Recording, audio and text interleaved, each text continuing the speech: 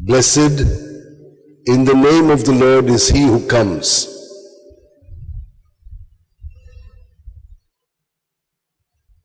How do we come? We come in our own name. I, all the time I. But we cannot be I because we are all in Jesus. We have to be in Him and see our uniqueness. That is what it means to build yourself on rock. The works that we are doing, we could be doing them. But if we do them, they will be like building on sand. Why? They don't last long. Let someone negate you. Let someone say something bad against you. Let someone manipulate you. And what happens to us? We give up on that. But that's not the way with the Lord. Saint Ignatius, when Saint Francis Xavier was told, what does it profit a man if he gains the whole world and forfeits his soul, did not accept it immediately.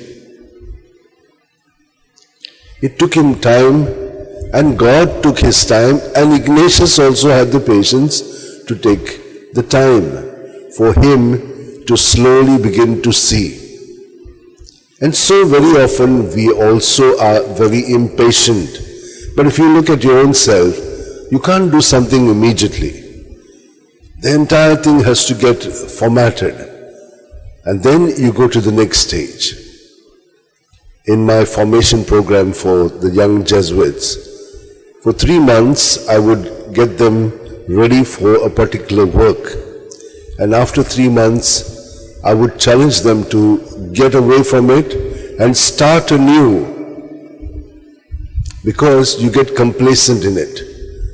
Then the evil one begins to work in us. And we are not able to give as God wants to give through us. So those challenging moments were always moments in which they would get angry, they would get irritated. But after some time, since I was patient with them, I said this is what we need to do to take the person to the next stage. But who was doing it? It's not me. If I was doing it, I would give up. Because it's challenging. But we need to be there, present as God's love, understanding them, helping them to cope up with this situation, which is telling them to give up your past ways, your past thoughts, your past structures, your past programming, and go to the next level. You see, we cannot step in the river twice.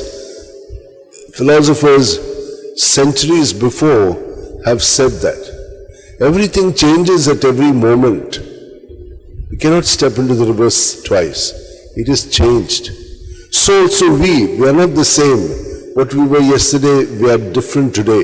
And very often there's a tension because we are not growing to the next level.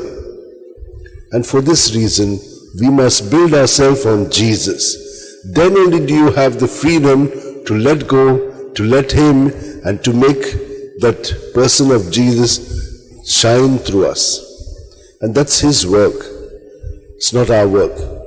First reading tells us, the people of faith will be admitted unto the mountain of the Lord. And when they are people of faith, then righteousness will also dwell in their hearts.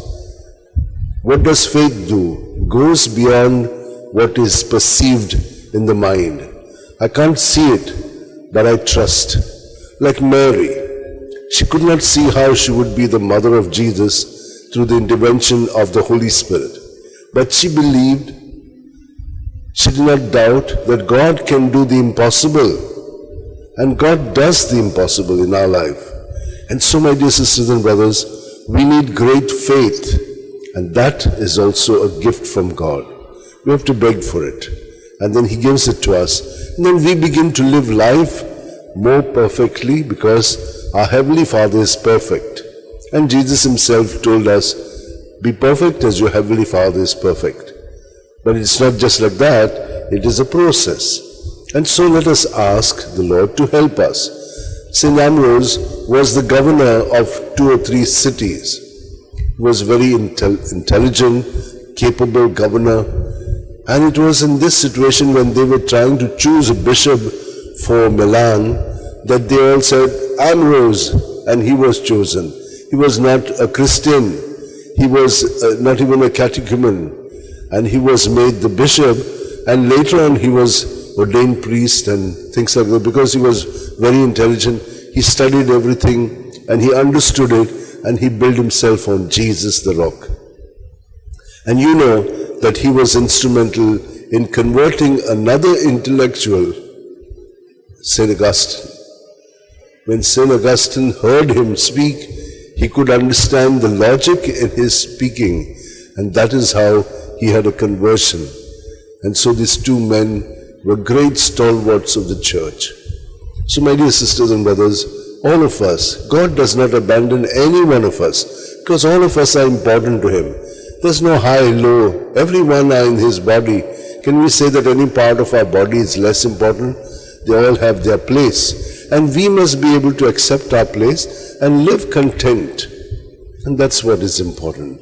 Let us now hold our hands like this, keep them in our lap, keep our back straight, close our eyes, and just be present to Jesus who never leaves us.